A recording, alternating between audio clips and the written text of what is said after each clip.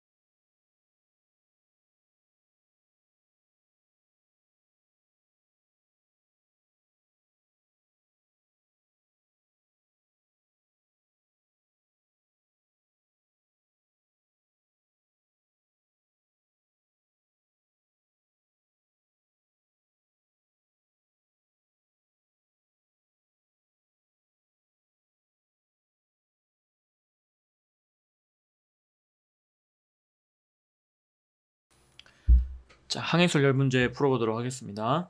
자, 1번 문제부터 볼게요. 다음 중 레이더를 활용한 경우가 아닌 것을 고르시오. 자, 1번이 일단 정답이에요.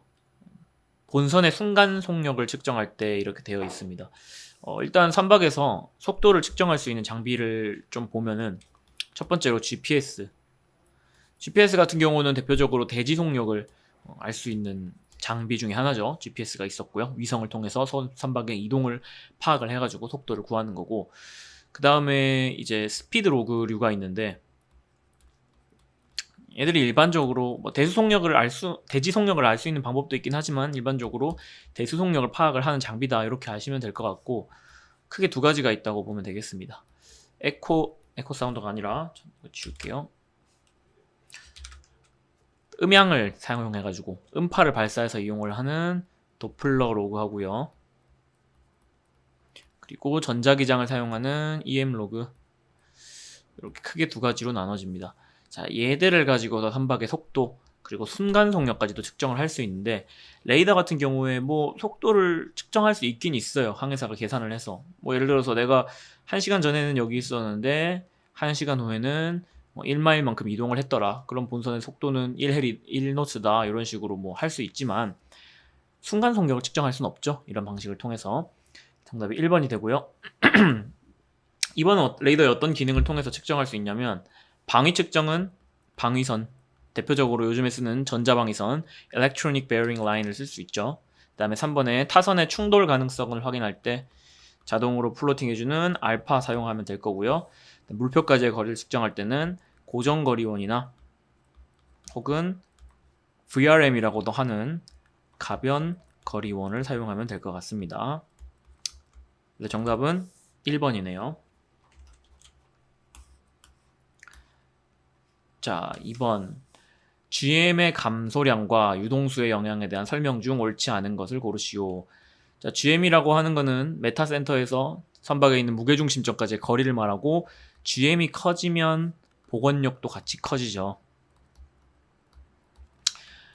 그래서 결국에는 이 무게중심, 짐을 아래다 실냐 위에 실냐에 따라서 GM 확보의 여부가 이제 결정이 되는 건데, 이 유동수 영향이라는 건 뭐냐면 일반적으로 탱커들에서 많이 발생을 해요. 이렇게 액체류의 화물을 싣고 다니는데 이 유동수들이 계속 선박 트림이나 횡경사에 따라서 왔다 갔다 하는 겁니다. 예를 들어서 선박 선수가 피칭 때문에 이렇게 앞으로 기울었다. 그러면은 유동수가 이렇게 위로 올라갈 수가 있겠죠. 그런 경우에 보통 무게중심이 제자리에 있지 않고 상방으로 이동할 수가 있어요. 순간적으로 이제 GM이 감소하면서 복원력도 떨어지게 되는 거죠. 그쵸? 이런 거를 우리가 유동수의 영향, 이렇게 얘기를 합니다. 그런데 얘를 보면은 중요한 거는 요 공간이에요. 이 유동수가 왔다 갔다 움직일 수 있는 공간이 중요해서 2번에 자유 표면의 관성 모멘트와 관계 있다 돼 있는데, 이 표면 수면의 물이 왔다 갔다 움직일 수 있는 모멘트, 공간이 중요하다는 겁니다. 그래서 요거는 맞는 말인데 1번은 왜 틀렸냐면, 만약에 내가 이 액체를요 가득 채웠다고 가정을 해볼게요.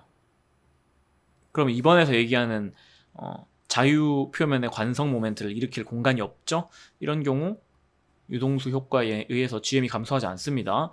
그리고 두 번째로 짐을 하나도 안 실었다 가정해볼게요. 액체가 없어요. 이 경우에도 이번에는 공간은 있는데 움직일 자유표면 효과를 일으킬 액체가 없죠. 역시나 유동수 영향이 없다, 이렇게 볼 수 있습니다. 그래서 최적에 의해 영향을 많이 받는다라는 말은 틀렸다라고 기출에서는 보고 있습니다. 자, 그 다음에 유동수의 영향을 줄이기 위해서 탱크를 만지하기도 한다. 아까 가득 채우면은 줄일 수 있다 했죠. 그 다음에 4번 자유표면의 폭을 n등분한 종격벽을 설치하면은 유동수의 영향은 n의 제곱에 반비례한다. 자, 이게 무슨 말이냐면 액체가 이렇게 있을 때 격벽을 세워요. 이렇게 두 개를 세웠다. 자, 그러면은 n등분 3등분이 되겠죠. 1, 2, 3, 3등분이 됩니다. 얘가 유동수의 영향을 줄여줘요. n의 제곱에 반비례한대요. 어떻게 되냐면 유동수의 영향에다가 탱크 수의 제곱 분의 1, 만큼 비율로 줄여줍니다. 그래서 지금 요 그림 같은 경우는 탱크 수가 3개니까 9분의 1만큼 유동수의 영향을 줄여줄 수가 있겠죠. 그래서 격벽을 세우는으로써 이렇게 선박의 어떤 복원력을 좀 보존을 할 수가 있습니다. 근데 시험에 나올 때 이렇게 탱크 수가 몇 개다라고 나오면 참 편할 텐데 격벽 수만 나올 수가 있어요. 격벽 수가 나오면 거기에 플러스 1을 꼭 해주셔서 탱크 수는 하나 더 늘어난다는 것을 기억을 하시길 바랍니다. 4번 잘 적혀 있고요. 그 다음에 3번 문제 한번 볼게요. 선체 구조에 대한 설명으로 옳지 않은 거. 자, 옳지 않은 것만 보고 몇 가지 중요한 것만 좀 보겠습니다. 일단 기역 부분에 보니까 갑판 보위에 설치된다 이렇게 돼 있네요. 우리가 선박을 위에서 바라보면 이렇게 있죠. 선박의 안에는 갈비뼈와 같은 늑골이 이렇게 있고 그 늑골과 함께 보라고 하는 애들이 있어요. 빔이라고도 하는데 그 침대 매트릭스를 우리가 드러내 보면은 침대 밑에 이렇게 살이 나무 살이 들어가 있죠. 요런 역할을 해준다 보시면 되겠습니다. 좌우로 들어오는 횡강력을 막아주는 횡강력제 역할을 하는데 읽어보니까 보 위에 설치돼서 외판과 함께 수미를 유지해준다. 그러면은 요거는 보 위에 깔리는 갑판에 대한 얘기가 되겠네요. 자, 여기까지는 설명이 맞는데 이 부분이 틀렸습니다. 갑판은 국부강력제가 아니라 종방향에서 들어오는 힘을 버텨주는 종강력제입니다. 그래서 이 부분이 틀렸기 때문에 기억은 틀렸고요. 그 다음에 니은 뭐 확인해 보시고, 그 다음에 디귿 현판의 외판 중에서 가장 두꺼운 외판은 현측 외판이다 라고 되어 있는데 현측 외판이 아니라 현측 후판이 가장 두껍다고 보시면 되겠습니다. 현측 후판은 현측 외판은 뭐냐면 현측 후판이랑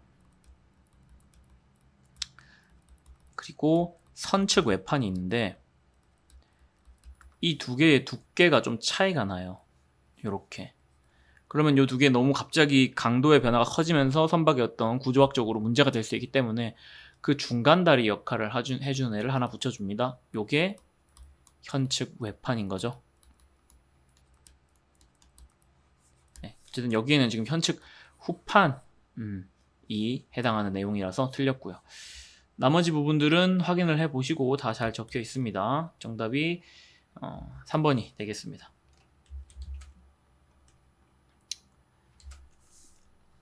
레이더에서 전파 발사 후에 30 마이크로세컨드 후에 물표에 반사파가 수신됐다. 그때 그 물표과의 거리는 얼마인가? 이렇게 되는 거죠. 그림으로 보면 본선이 있고 물표가 있어요. 전파를 딱 쐈다가 튕겨서 돌아오는데 걸린 시간이 30 마이크로세컨드래요. 자, 우리가 알고 싶은 거는 갔다 왔다 돌아오는 거리가 아니라 요 물표와의 거리니까 도달했을 때까지의 시간만 그만큼 이동한 거리만 알면 돼요. 그래서 여기서는 나누기 2를 꼭 해줘야 됩니다. 그래서 우리가 알고 싶은 건 뭐냐면 레이더의 전파가 15 마이크로 세컨드 동안 얼마나 이동을 했냐를 알면 되는 거예요. 그러면 물표와의 거리를 알 수가 있겠죠.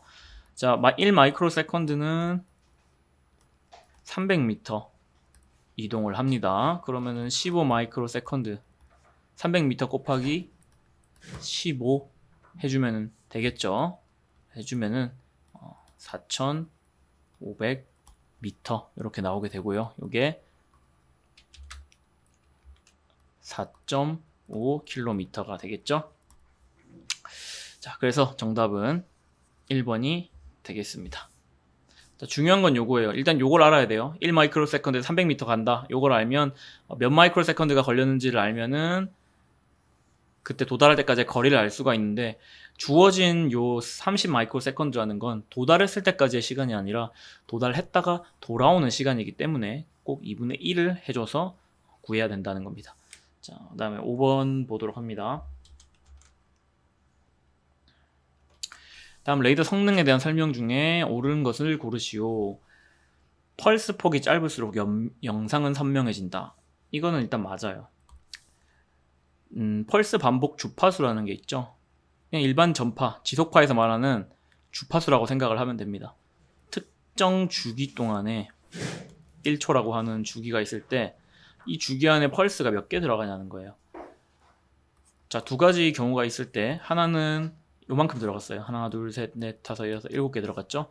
그리고 하나는 하나, 두 개밖에 안 들어갔습니다. 자, 이러면은 요거는 주파수가 높은 거죠. 고주파라고 볼 수 있을 거예요. 그쵸? 그리고 얘는 펄스가 2개밖에 안 들어갔으니까 비교적 저주파라고 볼 수 있을 겁니다. 고주파 같은 경우는 사정거리는 짧아요. 대신에 선명도가 좋다라는 특징이 있었고요. 저주파는 거리는 긴데 선명도는 좀 떨어지더라. 이 부분에서 알 수 있는 게 펄스 폭이 짧으면 짧아질수록, 요게 짧아지면 1주기 안에 들어갈 수 있는 펄스의 개수도 많아지겠죠. 그럴수록 영상은 선명해진다. 이 말은 문제가 없는 겁니다. 그래서 정답이 1번이 되겠고요. 자, 그 다음에 2번, 펄스 폭이 길수록 거리 분해능은 좋아진다라고 되어 있는데, 거리 분해능은 펄스 폭에 달려있죠. 펄스 폭의 2분의 1보다 떨어진 선박들끼리만 구분을 할 수 있기 때문에 펄스 폭이 커지면 커질수록 거리 분해능은 나빠진다고 볼 수 있고요. 일단 펄스 폭이 짧을수록 최대 탐지 거리는 떨어진다. 펄스 폭이 짧으면 고주파죠. 아까 말했다시피 선명해지지만 사정거리는 짧아진다 했습니다. 그 다음에 펄스 폭이 짧을수록, 즉 고주파일수록 요 펄스 폭이라는 거는 지금 요 펄스 폭 얘기를 하는 거죠. 방위 분해능이 좋다라고 되어 있는데, 방위 분해능에서 정말 영향을 많이 주는 거는 수평의 빈폭이랑 그리고 휘점의 크기였습니다. 그래서 이거 부분은 4번 같은 경우는 조금 애매할 수 있어요. 펄스 폭이 짧다는 건 고주파니까 선명도 좋아진다 했으니까 방위 분해능도 좋아지지 않나 이렇게 할 수 있는데, 어쨌든 지금 저희가 시험을 치는 이 해경 시험에서는 방위 분해능을 결정하는 것은 크게 이렇게 수평의 빈폭이랑 휘점의 크기라고 명시를 해놓습니다. 그래서 이 부분은 조금 유도리 있게 넘어가면 될 것 같아요. 그래서 정답이 1번이 맞는 거기 때문에 1번이 되겠습니다. 자, 자동조타의 원리로 옳지 않은 것을 고르시오. 이 부분 다시 보겠습니다. 자, 복원타는 설정 침로에서 벗어난 각도를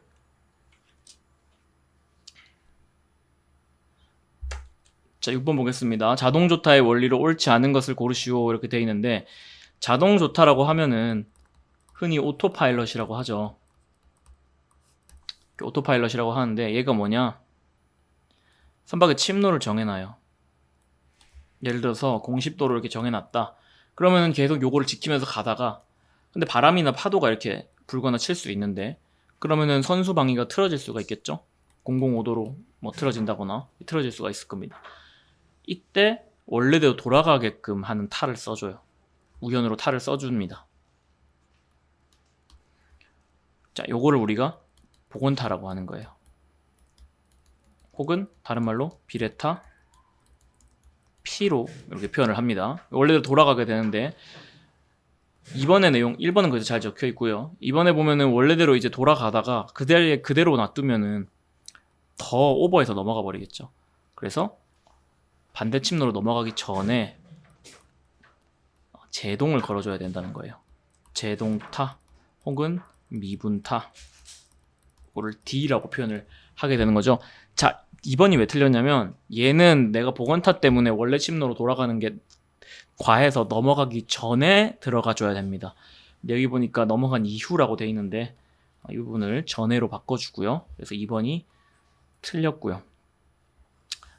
자, 그 다음에 4번 먼저 볼게요. 4번만 보면은 선박이 이런 경우가 있어요. 나는 이렇게 가고 싶은데 바람이 우연해서 계속 불다 보니까 내 침로랑 상관없이 내 침로는 계속 유지를 하고 있는데 항적은 그걸 따라가 주지 못하는 거예요. 자, 그러면 내가 원하는 방향과 선박이 실제 이동한 항적이 차이가 생기죠.